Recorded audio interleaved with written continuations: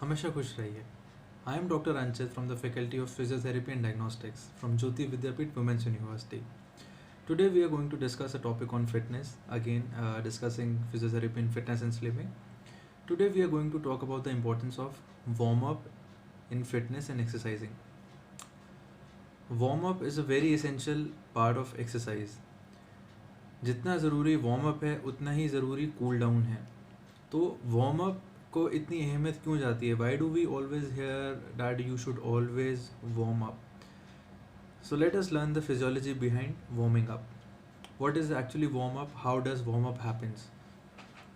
So prior to any kind of exercise or prior to any sport, it is always advisable to do some warm up. तो ये warm up actually होता क्या है? Warm up जैसे हमको नाम से समझ में आ रहा है, warm up is a process of warming up the body.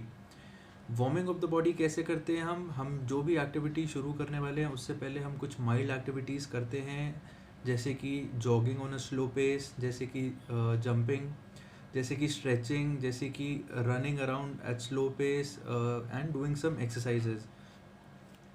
अब ये सब करके होता क्या है? What are the advantages that we get out of warming up?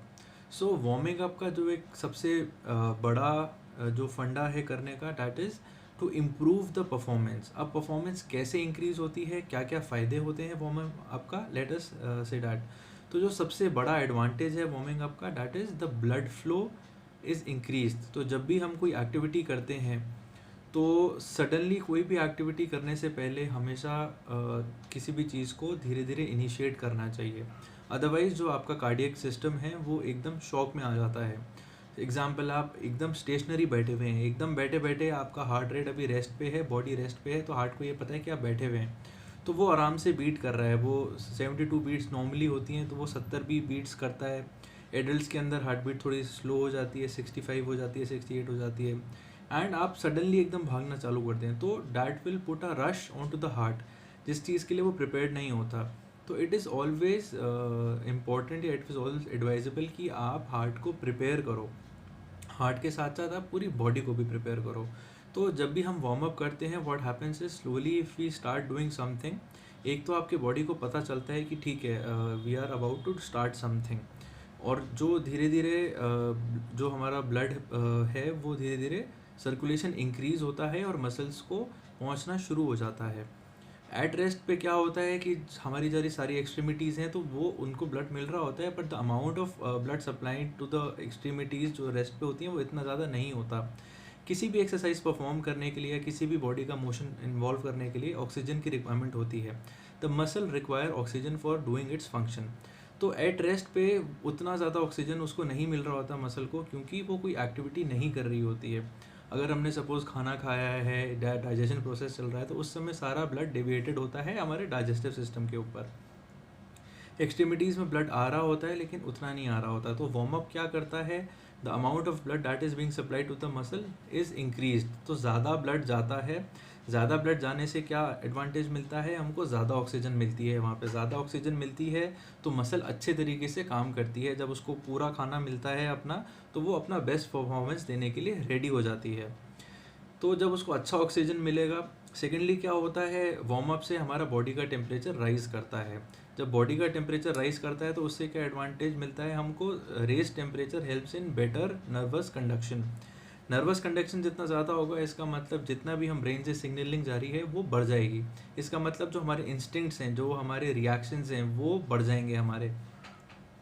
तो हमने ब्लड सप्लाई बढ़ा दी, ब्लड सप्लाई की वजह से हमने उसको ऑक्सीजन बढ़ा दिया. उसके बाद हमने बॉडी का टेम्परेचर राइज करा दिया, जिससे हमारा जो न्यूरल कंडक्शन है वो बढ़ गया. तीसरा बड़ा एडवांटेज क्या होता है वार्म अप करने का? That are joints open up. जो हमारे स्टिफ जॉइंट्स होते हैं तो वो थोड़ा सा वार्म अप करने से खुल जाते हैं और एक्टिविटी करने के लिए रेडी हो जाते हैं. फॉर एग्जांपल, किसी को बैठे बैठे बहुत देर तक बैठे बैठे कई बार नी स्टिफ हो जाते हैं, या अगर हम किसी पर्टिकुलर वेट एंगल में बैठे हुए हैं तो हमारे एंकल्स के ऊपर वेट देके बैठे हुए हैं तो वो वहाँ पे स्टिफनेस हो जाती है एकदम. उसके बाद हम एक्टिविटी करते हैं तो there is a very much larger chance of injury. तो वो क्या करता है, जब हम वार्म अप करते हैं तो that joint also opens up so that it can give you maximum range of motion. तो अगर हम रनिंग कर रहे हैं या हम कोई भी एक्टिविटी इन्वॉल्व कर रहे हैं तो वो जॉइंट प्रिपेयर हो जाता है. फॉर एग्जांपल, अगर हमको कोई अपर लिम्ब की एक्टिविटी करनी है तो हम पूरा शोल्डर को अच्छे से ओपन अप करते हैं, स्ट्रेचिंग एक्सरसाइजेस करते हैं। स्ट्रेचिंग भी एक पार्ट ऑफ वार्म अप ही होता है।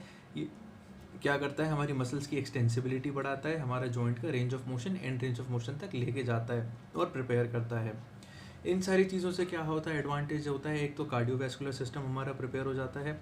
दूसरा, जब हमारी मसल्स रेडी हैं, वार्म्ड अप हैं, पूरा ऑक्सीजन है, तो अपना मैक्सिमम कैपेसिटी से वो काम कर सकती हैं। इन सब का एडवांटेज हमको ये मिलता है कि हमको इंजरी नहीं होती है, जिसे को हम सॉफ्ट टिश्यू इंजरी या स्पोर्ट्स इंजरी बोलते हैं।